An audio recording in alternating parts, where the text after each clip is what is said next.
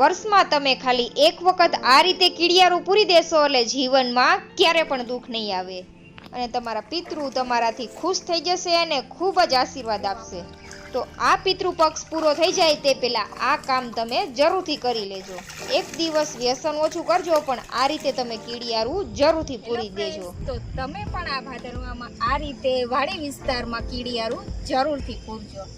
એકવાર તો તમે જરૂરથી આ રીતે કીડિયારું પૂરવા આવજો. આ રીતે તમે મહિનામાં એકવાર કીડિયારું પૂરી દેશો એટલે જીવનમાં ક્યારેય દુઃખ નહીં આવે અને તમારા પિતૃ તમારાથી ખૂબ ખુશ થઈ જશે. ઓલી કહેવત છે ને, કીડીને કણ અને હાથીને મણ, દેવાવાળો તો ઉપરવાળો જ છે. આપણે તો ફક્ત ખાલી નિમિત્ત બનવાનું છે.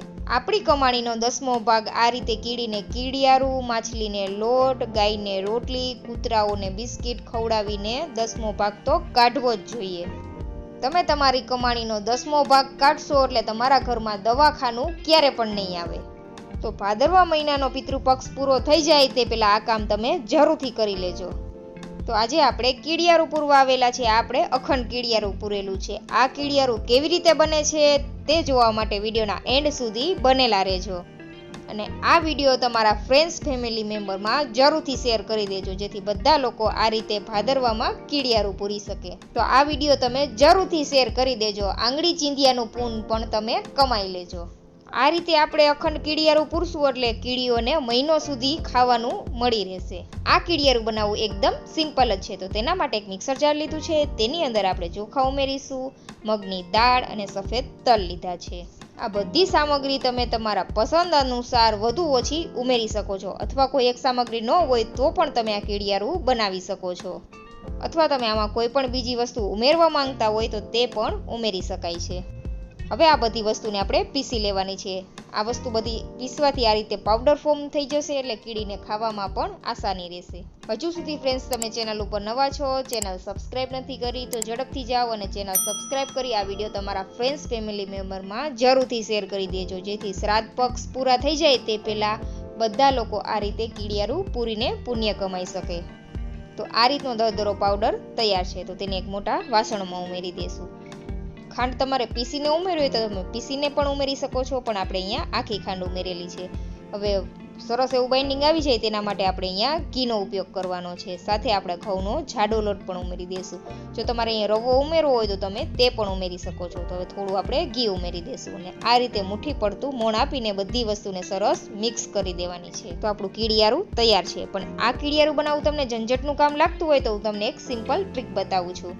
તેના માટે તમારે ચોખાના પૌવા લઈ લેવાના છે. તેને પીસીને તેની અંદર ખાંડ ભેળવી દેવાની છે. તમારું કીડિયારું તૈયાર થઈ જશે. જો ચોખાના પૌવા નથી તો તમે મમરા સાથે પણ કીડિયારું તૈયાર કરી શકો છો. મમરાને પીસીને તેમાં ખાંડ ઉમેરી દેવાની. તે રીતે પણ તમે કીડિયારું બનાવી શકો છો. બધી વસ્તુ આપણે થોડી થોડી ક્વોન્ટિટીમાં લીધી છે તો પણ આપણું કેટલું કીડિયારું બનીને તૈયાર થયું છે. આપણે રોજ તો હજારો માણસો ન જમાડી શકીએ, પણ આ રીતે આપણે હજારો જીવને તો જમાડી શકીએ. તો કીડિયારુંને ભરવા માટે આ રીતે આપણે ગળગળિયા નારિયેળ લીધા છે, જેમાં પાણી નથી હોતું અને નારિયેળ સરસ સુકાઈ ગયેલું હોય છે તેવા નારિયેળ લેવાના છે કીડિયારા માટે. કીડિયારું પૂરવા માટે પાણીવાળા નારિયેળનો યુઝ કરવાનો જ નથી. આ રીતે ગળગળિયું જ નારિયેળ તમારે લેવાનું છે. જ્યાં નારિયેળ મળતા હોય ત્યાં તમે કહેશો કે કીડિયારું પૂરવા માટેનું નારિયેળ આપો એટલે તમને આ રીતના નારિયેળ આપી દેશે. તો અહીંયા નારિયેળના છોતરા હટાવી દીધા છે અને ઉપર નારિયેળમાં આ રીતે 3 આંખ હોય છે, તેમાં આપણે હોલ કરી દેવાનું છે અને તેની અંદર આપણે કીડિયારું ભરવાનું છે જે આપણે તૈયાર કરેલું હતું. આ રીતે આપણે હોલ કરીશું અને તેમાં કીડિયારું ભરી દેશું એટલે કીડીઓને ખાવાનું પણ મળી જશે અને તેને ઘર પણ મળી જશે અને કીડીઓને ભોજન ગોતવા માટે બહાર પણ નહીં જવું પડે અને આ ભોજન ખાઈને કીડીઓ ખૂબ આશીર્વાદ આપશે. ઘણા સંતો કે મોટા મહાન વ્યક્તિઓ કહેતા હોય છે કે કીડિયારું પૂરવાથી કર્જ અને ઋણમાંથી મુક્તિ મળે છે. તો આપણે કીડિયારું તો પૂરવું જ જોઈએ. તો આ રીતે આપણે બધા નારિયેળની અંદર કાણા પાડી લીધા છે. હવે તેની અંદર આપણે કીડિયારું પૂરી દેવાનું છે. આ રીતે હળવા હાથે આપણે પ્રેસ કરતા જશું અને આ રીતે દબાવીને સરસ એવું કીડિયારું ભરી દેવાનું છે, જેથી કીડીઓને મહિનો સુધી ખાવામાં આસાની રહે.